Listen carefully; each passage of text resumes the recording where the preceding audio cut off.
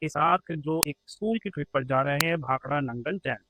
उनको ये बताया गया था कि वो हाइड्रो इलेक्ट्रिक पावर हाउस जाएंगे, जहाँ पर पानी जो है वो बहुत ऊपर से गिराया जाता है, टरबाइन घूमते हैं जिसकी वजह से इलेक्ट्रिसिटी जनरेट होती है। They also look forward to the free 13 kilometre train ride from Nangal in Punjab to Bhakra in Himachal. तो that is why it is called Bhakra Nangal, क्योंकि ये एक ऐसी जगह पे है जहाँ पंजाब और हिमाचल का बॉर्डर है। और ये जो है सतलुज रिवर के ऊपर बना है। और आपको वहाँ पर शिवालिक की पहाड़ियाँ भी दिखाई दे जाएंगी। आपको याद होगा हमने सोशल साइंस में बात की थी कि जो सबसे अंदर वाला भाग है हिमालय का, वो शिवालिक की पहाड़ियाँ है, जहाँ पर लोग जो हैं काफ़ी हद तक लोग रहते हैं। जितने भी हिल स्टेशन जो हैं आपके, वो सब आपको यहाँ पर मिल जाएंगे। प्रायर टू द ट्रिप निहाल और उसके जो क्लासमेट्स थे, उनको एक असाइनमेंट दिया गया ताकि वो एक प्रेजेंटेशन बना सके इलेक्ट्रिसिटी के यूजेस पे। तो उन्होंने इधर उधर देखा अपने घर में, अपने स्कूल में, और फिर उन्होंने नेबरहुड में देखा, अपनी सिटी में, और फाइनली इंटरनेट पर जब ढूंढा तो उनकी जो लिस्ट है वो बढ़ती ही जा रही थी। तो उन्होंने क्या किया, ऑर्गेनाइज किया इस लिस्ट को कुछ इस तरीके से। कुकिंग के उन्होंने जितने भी अप्लायंसेस थे, जैसे इलेक्ट्रिक केटल हो गई, mixer grinder, toaster, oven, microwave, उन्होंने कुकिंग में डाल दिया। लाइटिंग में उन्होंने होम्स, ऑफिस, स्ट्रीट्स, मार्केट्स और फैक्ट्रीज देखी जहाँ पर लाइट्स उनको दिख रही थी। ट्रांसपोर्टेशन में उन्होंने ट्रेन, बस, car, scooter, lift, escalator. Heating and cooling में उन्होंने fan, room heater, immersion rod, जो रॉड होती है ना जिससे पानी गर्म होता है, geyser, refrigerator, air conditioner. Entertainment के लिए उन्होंने टेलीविजन, रेडियो, कम्युनिकेशन के लिए मोबाइल, इंटरनेट, और बाकी चीज़ें में जैसे वाटर पंप, ट्रेन और कंप्यूटर। तो उनकी लिस्ट जो है ऐसे बढ़ती ही जा रही थी, इसलिए उन्होंने इस लिस्ट को इस तरीके से अरेंज कर लिया।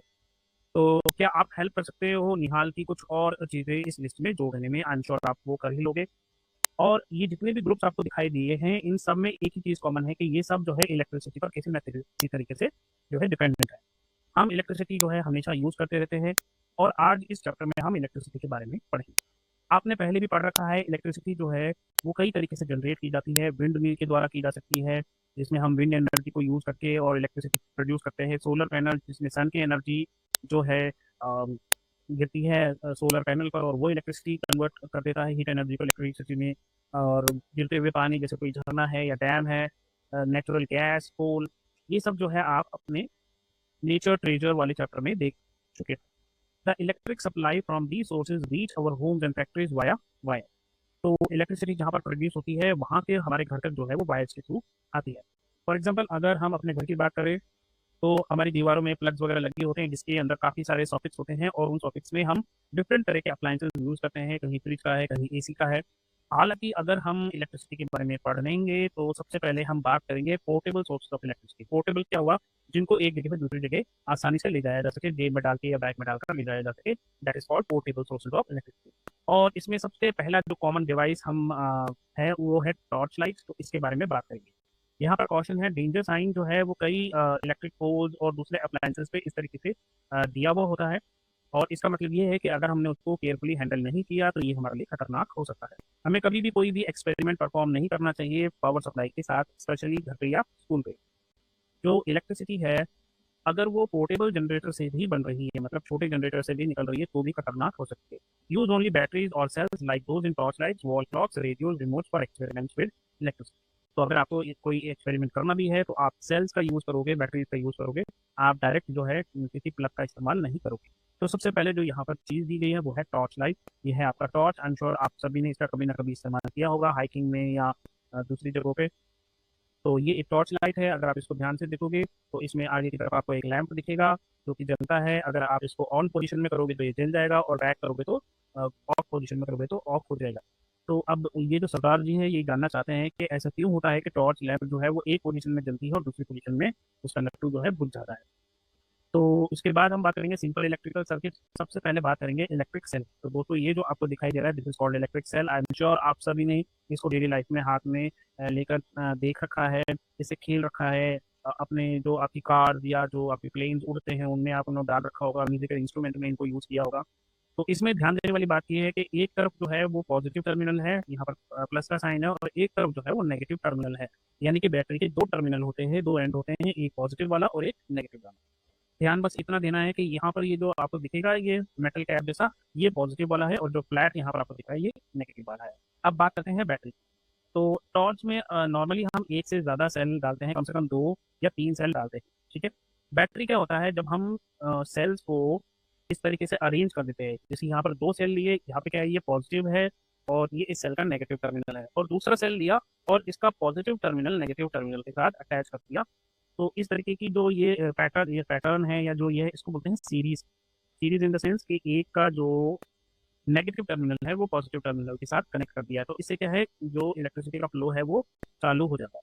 यहाँ पर आप देखिए, यहाँ पर 4 सेल इन्होंने करके, ये 4 सेल का बैटरी है और ये 2 सेल की बैटरी है। पर एक इंटरेस्टिंग फैक्ट ये भी है कि हम कभी कभी बैटरी को सिंगल सेल के लिए भी इस्तेमाल करते थे। जैसे हम अपने फोन की बैटरी को क्या बोलते हैं, बैटरी बोलते हैं। हम ये नहीं बोलते कि फोन का सेल कमजोर हो गया ना, हम बात करते हैं बैटरी। उसके बाद बात करते हैं इलेक्ट्रिक लैम्प की। दोस्तों ये है आपका इलेक्ट्रिक लैम्प। इसमें आप देखिए, सबसे पहले ये जो ऊपर की तरफ आपको दिखाई दे रहा है, दिस इज ग्लास बल्ब। ये ग्लास का है, बना हुआ है।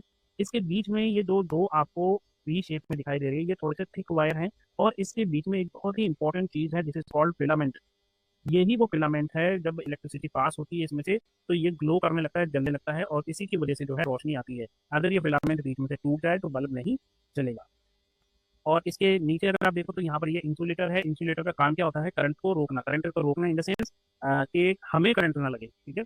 तो हमें करंट रोकने के लिए क्या करते हैं, ये इंसुलेटर इस बीच में लगा देते हैं, ताकि इंसुलेटर क्या करता है, करंट को पास नहीं होने देता अपने में से। जैसे आप अगर प्लास्टिक ले लो, ठीक है, प्लास्टिक में से करंट जो है इधर से उधर नहीं जाएगा, लेकिन अगर आपने लोहे की रॉड ले ली तो उसमें से करंट जो है पार हो जाता है।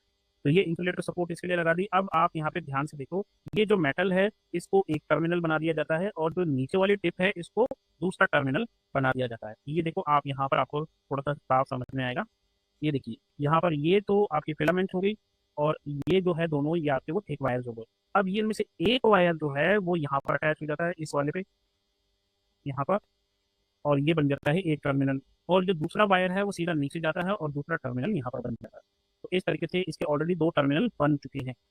के बाद है एलईडी लैंप। तो आजकल कई टॉर्चेस हैं जो बल्ब की जगह क्या इस्तेमाल करती हैं, LED. L stand for light emitting diode, ये रही इसकी फुल फॉर्म। ये आपको याद रहनी चाहिए, जो भी इंजीनियरिंग करने वाले हैं आगे आपको इसका बहुत काम आएगा भाई। एलईडीज, एमिटिंग डायोड, डायोड क्या होता है, ये सब आपको सीखना पड़ेगा बाद में जाए। तो ये एक छोटा सा आपको जो यहाँ पर दिखाई दे रहा है, दिस इज एक्चुअली एलईडी। तो अगर आप एलईडी देखना चाहो तो एलईडी कुछ इस तरीके से दिखाई देती है दोस्तों। ये आपको दिवाली पे अपने घरों में जो आम लाइट सजाते हैं उसमें भी दिख जाएगी, और छोटे छोटे जो इंस्ट्रूमेंट्स हैं उनमें भी आपको दिख जाएगी। इसका एक ये जो वायर है ये थोड़ा सा लंबा होता है दूसरे से, और दूसरा वाला जो है वो थोड़ा सा छोटा होता है पहले वाले से। तो जो लंबा वाला वायर है उसको हम पॉजिटिव टर्मिनल से कनेक्ट कर देते हैं, और जो छोटा वाला है उसको नेगेटिव टर्मिनल से कनेक्ट कर देते हैं। तो एक एलईडी में भी जो है 2 टर्मिनल होते हैं, एक पॉजिटिव और एक नेगेटिव। तो एक जो बल्ब होता है जिसमें फिलामेंट जलता है उसको इनकैंडेसेंट बल्ब कहते हैं। ध्यान रखना, इनकैंडेसेंट बल्ब वो होता है जिसमें एक फिलामेंट होता है जो ग्लो करता है, और उसके ग्लो करने से आपका बल्ब रोशनी जो है आपको मिलती है, ठीक है।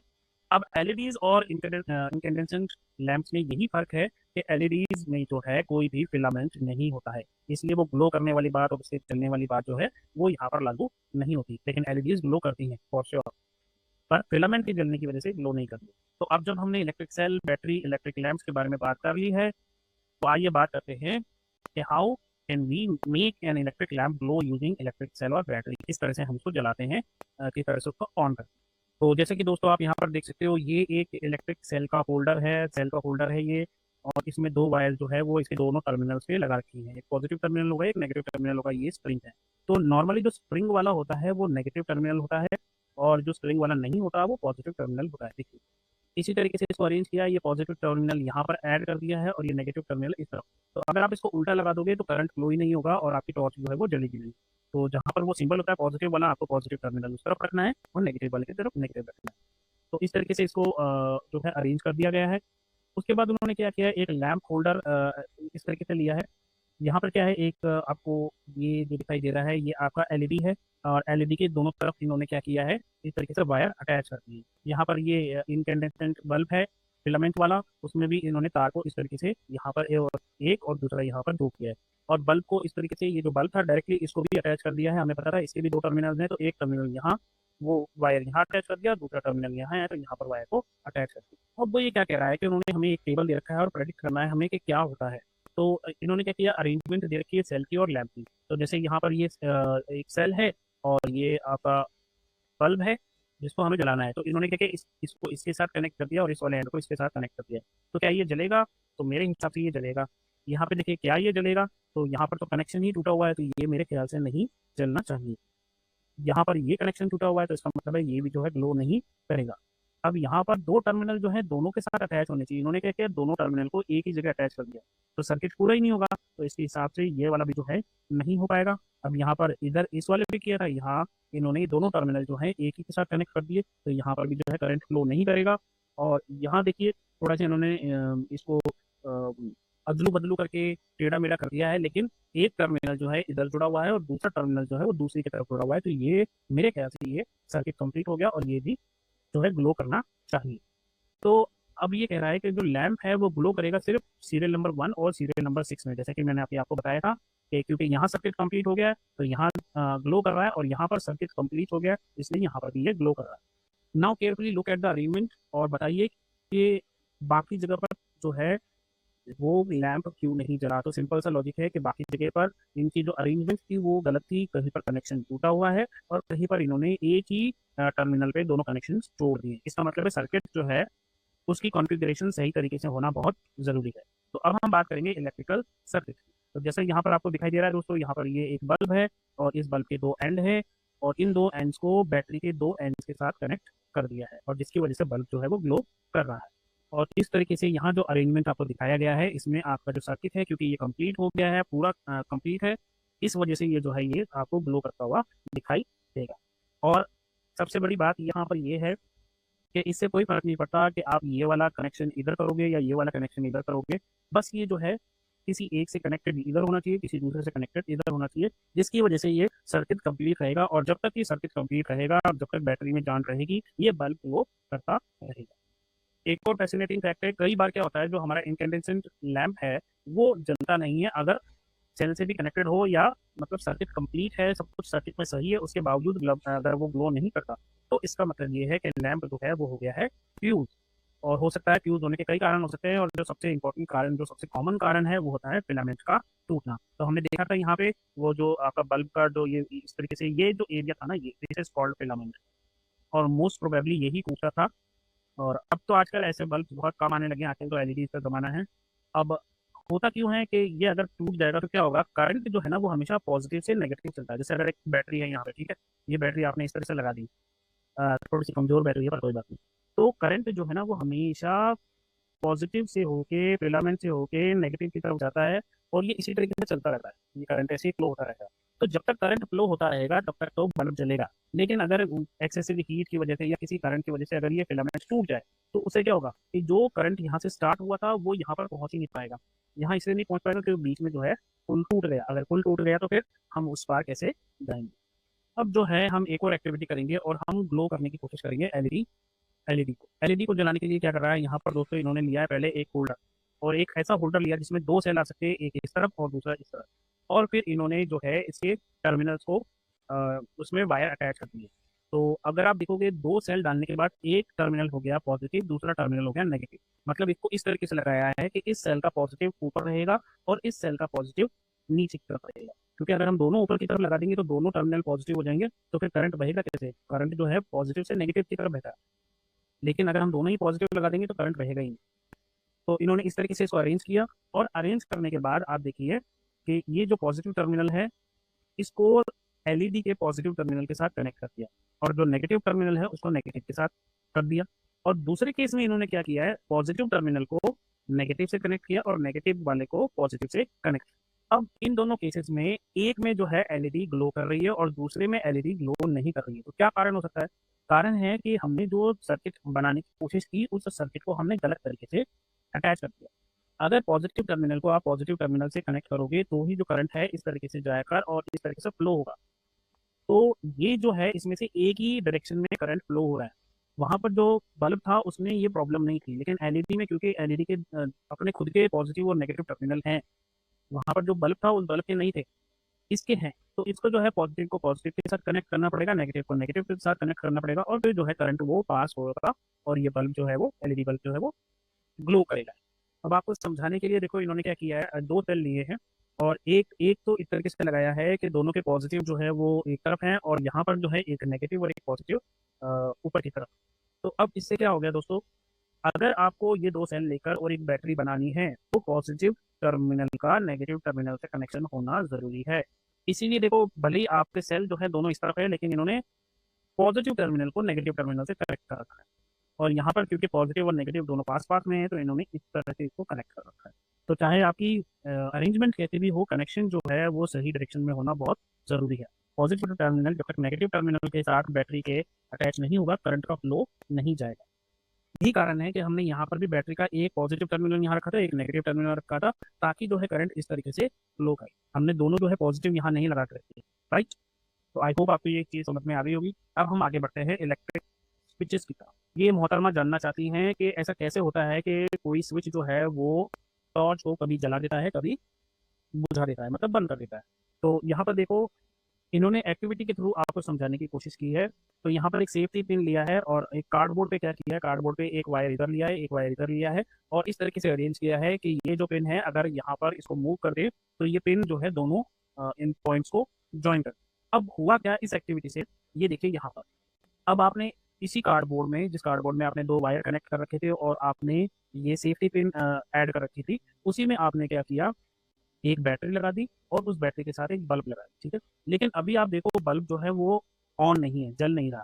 क्यों? क्योंकि ये जो सर्किट है ये अभी कंप्लीट नहीं हुआ, ये अधूरा है। क्यों? क्योंकि यहाँ पर देखिए ये सर्किट ब्रेक हुआ हुआ है। ब्रेक इन द सेंस, यहाँ पर ये जुड़ा हुआ ही नहीं है। ये जो सेफ्टी पिन आपको यहाँ दिखाई दे रही है, ये देखिए, ये जो सेफ्टी पिन आपको यहाँ जो दिखाई दे रही है, ये अभी दूर है, ठीक है? और सेकंड वाले केस में इसको घुमा के और जो है इसके साथ अटैच कर दिया। यहाँ पे जो है आपकी सर्किट कंप्लीट हो गया है।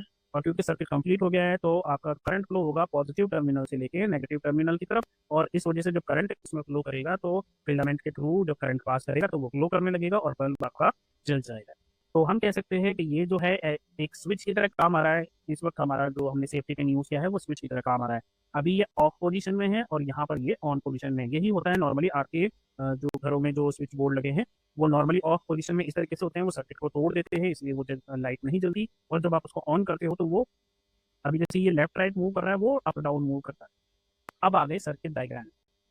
तो एक सर्किट डायग्राम के कई सारे कंपोनेंट्स होते हैं। उन कंपोनेंट्स को हम साइंस की लैंग्वेज में कैसे सिंबल के फॉर्म में दिखाते हैं, वो यहाँ पर है। जैसे कि ये है कि इलेक्ट्रिक सेल, इसको दिखाने के लिए आपको इस तरीके से एक लाइन ऐसे खींचनी है, एक लाइन ऐसे खींचनी है, उसमें एक बड़ी लाइन खींचनी है ऐसे और एक छोटी खींचनी है।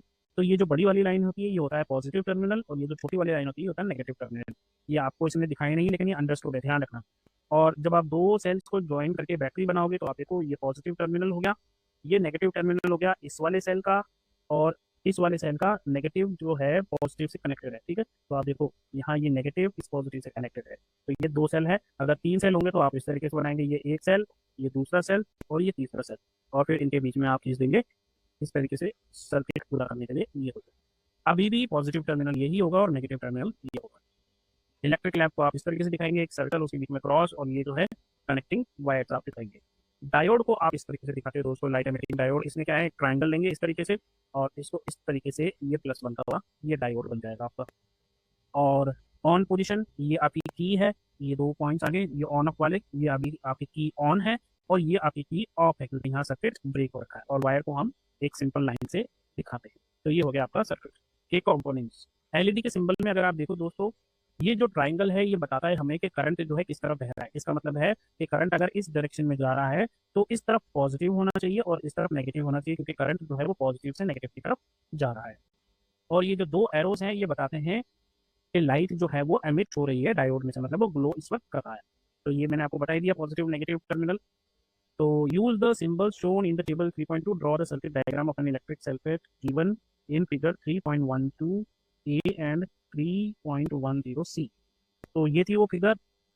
तो इसमें आप देखो, यहाँ पर एक बल्ब है, तो ये बल्ब मैंने बना दिया है। ये थोड़ा सा सर्कुलर बनाना था, उसको थोड़ा पोलियो हो गया, पर कोई बात नहीं। ये रही एक बैटरी, और बैटरी को वायर्स के साथ कनेक्ट करते हुए, और यहाँ पर हमें ये ऑफ में दिखाना है स्विच। तो स्विच को मैंने ऑफ इस तरीके से कर दिया। तो इसलिए बहुत सिंपल सी है डायग्राम, आप इसको बड़े आसानी से बना सकते हैं। दूसरा, उसने हमें इस वाले के लिए बनाने के लिए कहा है। तो देखिए यहाँ पर यहाँ 2 सेल है, तो मैंने यहाँ पर 2 सेल का एक बैटरी बना दी है। ये पॉजिटिव टर्मिनल हो जाएगा, ये नेगेटिव टर्मिनल हो जाएगा।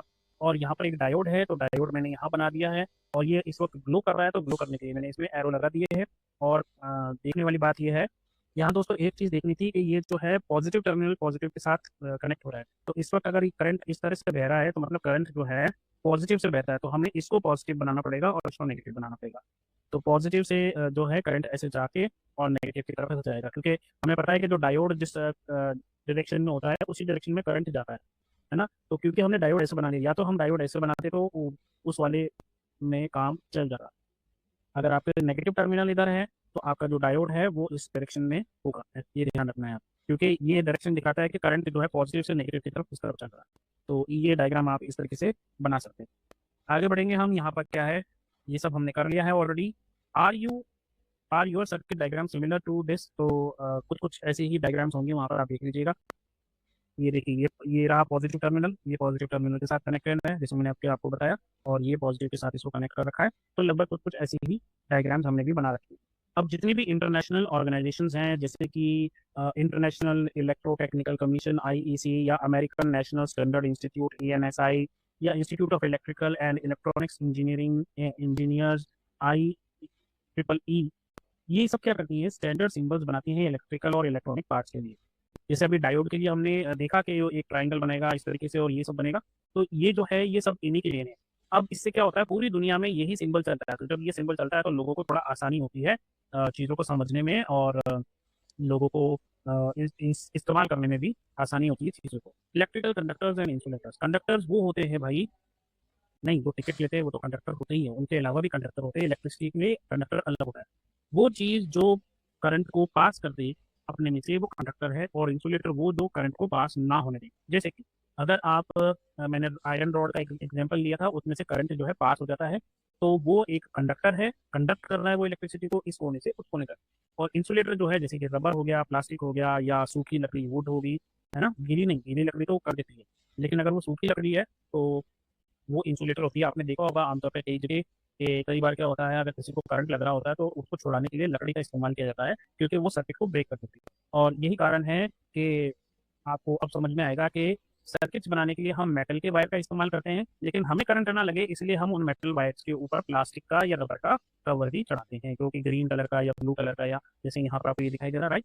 अब इसके अंदर जो है वो वायर वो मेटल का है, क्योंकि वो कंडक्ट करेगा इलेक्ट्रिसिटी को, लेकिन इसके ऊपर जो है वो प्लास्टिक या रबर का एक कोटिंग चढ़ा देंगे ताकि हमें करंट ना लगे।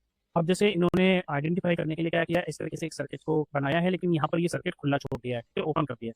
और दूसरी फिगर में क्या किया है, इन्होंने सर्किट की जगह रखी है एक स्पून जो कि एक मेटल है, और उसकी वजह से जो है सर्किट कंप्लीट हो गया और जो है बल्ब ग्लो करने लगा। तो इसका मतलब ये है कि इसमें से करंट पास हो रहा है।